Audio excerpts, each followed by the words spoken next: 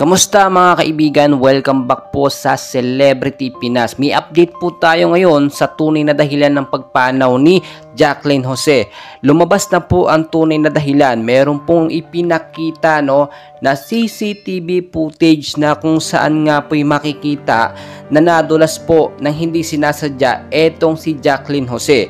So recently nakita po natin naglabas po etong si Andy Eigenman ng kanyang saloobin sa tunay nga po na dahilan ng pagpanaw ng kanyang ina na si Jacqueline Jose.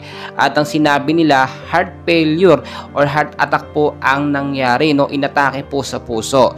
Pero ayon sa mga netizens at ayon din po sa ating nakuhang report, yung sinasabi po na pagkadulas nitong si Jacqueline Jose noong mga time na yon, inatake na po siya noon.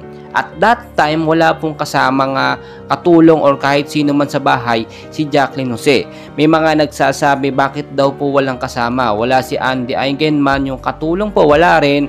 At kung may katulong daw po sana doon or may kasama, etong si Jacqueline Jose, hindi po madudulas at maagapan, madadala po sa ospital.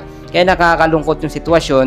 Kung makikita po ninyo, agad po pinakremate ng mga anak niya yung labi ni Jacqueline Jose, dahil nga po nakakitaan dun sa autopsy na merong dugo sa ulo. It means sinasabi natin dito nadulas nga po, pero kung sabihin natin na heart attack inatake, pwede pa po yung madala sa ospital, pwede pa pong maagapan, ma-CPR o magawa ng remedyo para hindi po talaga siya makaayos pa, makarecover pa. Pero dahil sa biglaang pagkakadulas dahil po sa kanyang pagkaatake sa puso, talagang wala na pong nagawang paraan. Nakita na lang po na nakahandusay na sa sahig etong si Jacqueline Jose.